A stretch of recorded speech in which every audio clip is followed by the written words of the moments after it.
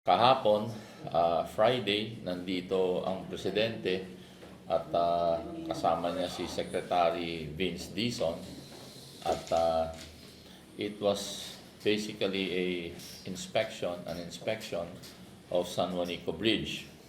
Kaya nakita ng presidente that the target, alam niya naman, yun ang sinabi niya, bago umpisahan yung trabaho niya, kailangan by December matapos. So, we had a dry run a few days before, I think that was Wednesday. And in that dry run, pinadaan natin yung mga truck na umaabot ng mga 15 tons. Meron nga doon, pumasok 15 tons and 100 kilos. Pinalusot na lang namin kasi pag tinimbang mo yung driver, 100 kilos din siya. Hindi naman pwede tumawid yung truck na walang driver, di ba? Pinayagan na lang namin. Pinayagan ng DPWH.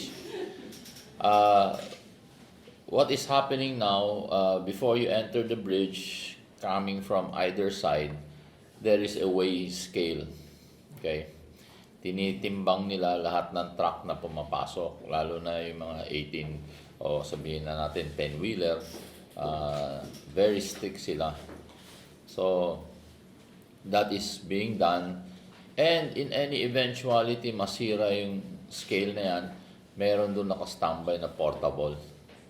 Kaya talagang sinusiguro nila. Now, be that as it may, na bukas yung tulay, tuloy-tuloy pa rin yung retrofitting niya, no? And that will last for another, I would say, about 9 months. Additional 9 months hanggang matapos yan completely. Why is it taking that long? Because pati yung foundation hindi pa na gagawa at yun ang uumpisahan. And they already discovered a way wherein we can do it. Now, ganito yun para maintindihan ng publiko, umaabot ng 1.1 billion. Pwede naman natin babaan. Pero, pag binabaan mo yan, ang ibig sabihin, tatagal tayo. Kaya binibilisan natin yung trabaho. Because we have to understand na kaya ako very concerned ako sa tulay na yan because it is definitely affecting not only the economy of Tacloban City but the economy of the region and likewise the country as a whole. You have to look at it this way. Tacloban City, the 12% VAT that's remitted and goes to the national government coming only from Tacloban City is already about 53 billion a year. So, how much of that did we lose? Malaki. Kasi matagal din, 6 months. Halos, diba? So, kung titignan natin, crucial talaga na ma-repair yan, ang mabuksan kaagad. But of course, without, sacrificing, safety.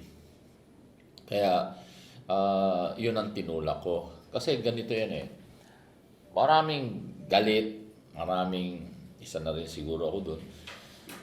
Pero, matuto na tayo dito sa Tacloban. Tingnan mo yung nangyari sa housing natin after Yolanda. Hanggang ngayon, marami pang bakante, walang nakatira. It became a political issue. People got angry. We were expecting the government or the agency to file cases against those contractors. They did. Up to now, nothing's happening. So, I did not want that to happen here in San Juanico Bridge. What I'm saying is, tuloy nyo yung kaso, tuloy nyo yung investigasyon, bakit nagkaganyan, pero importante dito, maayos yung tulay. Yun din ang hiningi ko dati kay President Duterte sa housing. Kasi, hindi namin magawa noon dahil hindi naman tinurnover sa amin Kaya hindi namin nagawa ng paraan para ayusin. It took some time, tumagal. Diba?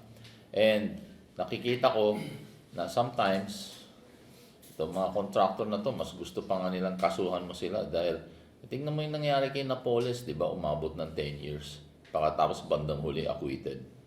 O, anong nakuha natin? Wala. Now, this is very crucial because now you have a good team and public awareness is at its highest level.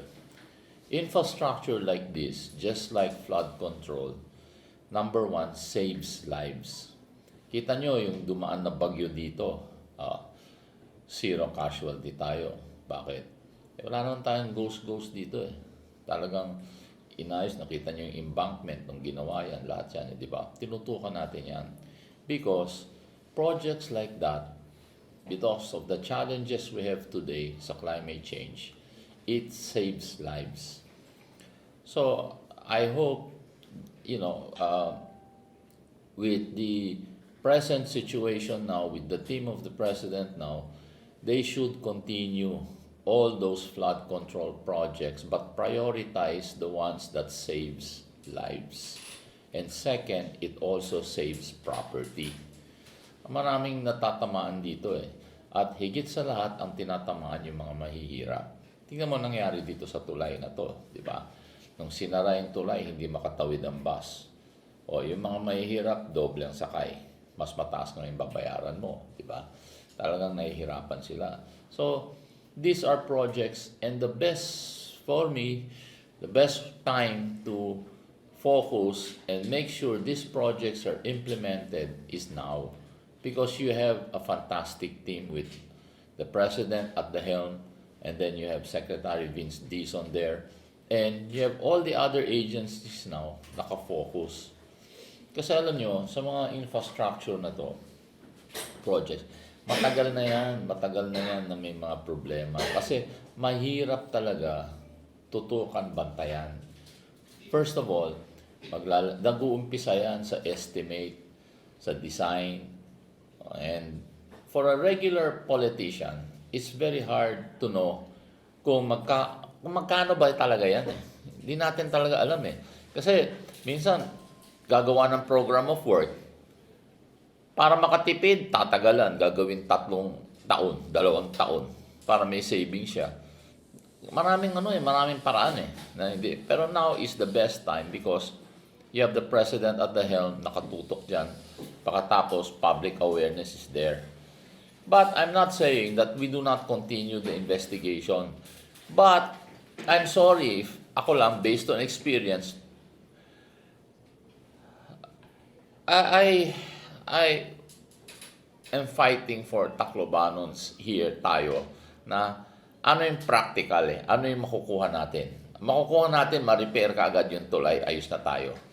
Pero kung aasa tayo, may mga kaso, may mga ganyan, ako, ang tagal niyan. Ang tagal-tagal niyan, hindi pa tayo nakasiguro. And I'm really not after putting people, trabaho ng gobyerno yan. Kung sinong kakasuhan, sino kukulong, sino gagano'n. Pero ayusin na talaga yung sistema natin na kailangan itong mga proyekto na to, hindi biro to. Itong mga infrastructure, lalo na flood control, this is very, very important. And infrastructure that affects our economy. Yan ang problema ng bansa natin ngayon eh. Di ba? Yung ekonomiya natin, patatagin natin, palakasin natin. Para maraming oportunidad, para naman lalo na dun sa mga mahihirap. So, the DPWH, together with my office now, and our engineers, are planning already by next week. We will have a schedule wherein the trucks over 15 tons up to 30 tons will be allowed to cross. But we will make a schedule for them. It will be most likely at night. At gagawin natin one way. Yun ang pinag-aaralan nila ngayon. Ang ibig sabihin, pag may dumaan from one side, iintayin mo na makatawid yun. Kasi mabigat talaga yung truck na yun. Para naman sa ganun, magamit na rin yan. 15 tons, pwedeng two-way.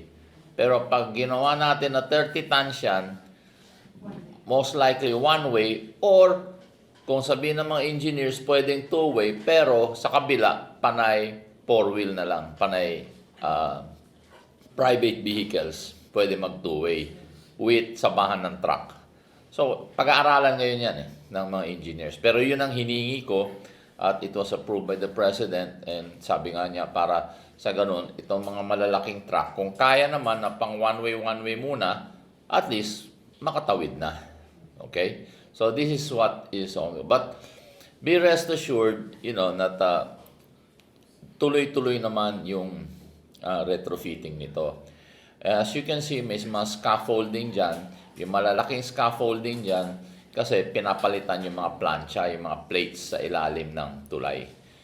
At yung scaffolding naman na maliliit yun, para sa tao yun. Para naman yung sa mga engineers at sa mga workers kasi wini-welding nila yun. At pinaplastar nila doon ng tama. Oras na magawa yun, matapos ang retrofitting, tatanggalin lahat yung mga scaffolding na yan, pati yung malalaking mga bakal na ganyan. That will not be there permanently. Okay, that is only going to be used while the repair is ongoing. So what's critical now, I will ask also the support of the private sector. Please tell your truck drivers to maintain a speed of 25 kilometers or not over 30 kilometers per hour. Dahan-dahan lang. Kasi habang bumibilis yung truck, lumalakas yung vibration. Hindi tatagal yung tulay na yan. Now, let me go back again. Nagsalita si Presidente, sabi niya, kung itong pagtutok at pag-maintain ng tulay ay ginawa ng maayos ng ibang mga dating administrasyon, hindi tayo aabot sa ganito. And mind you, wag na kayong magulat because it is not only San Juanico Bridge. There are many other bridges that is the same problem. So that is what they're looking into now. So sinabi niya, parang sayang yung pera, yung 1.1 billion na aabot with the total repair, sana nagamit na lang sa ibang bagay yung pera na yon at hindi sa repair dahil hindi ba natutukan yung pag-maintain ng tulay na yan.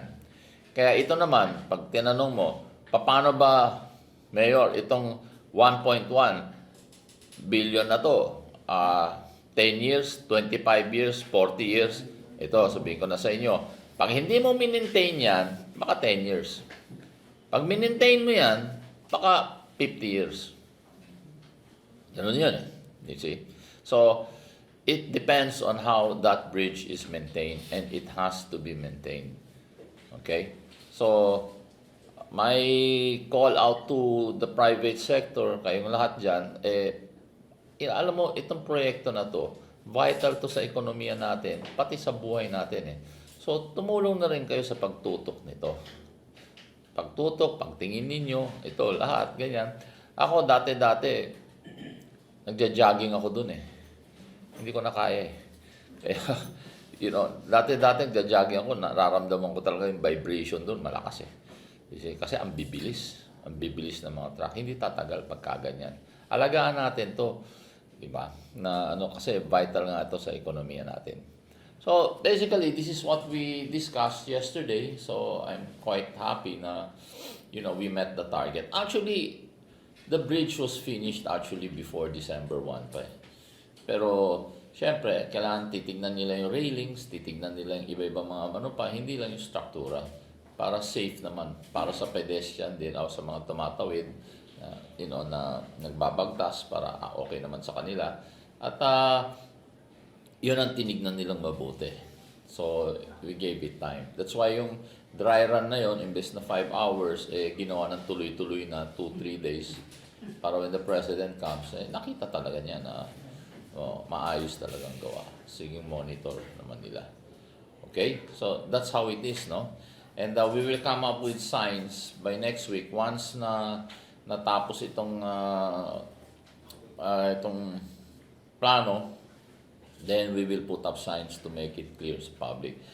Kaya kayong malalaking truck, pag nagawa na itong oras ninyo, yung window ninyo sa gabi, unang-una, wag na kayo magbigay ng pera, maglagay ng mga kasi papayagan naman kayo tumawid. Inaayos lang yung schedule na paano kayo tumawid. Okay? Wag na kayong sumingit sa araw kasi pagbibigyan naman kayo sa gabi. I will see personally, pag may lumusot dyan, I will impound the truck. You know, if you go without the schedule, kahit ang sabihin mo, lampas ka ng 15 tons at hindi ka nakaschedule tumawid dyan, we will do everything to impound your vehicle.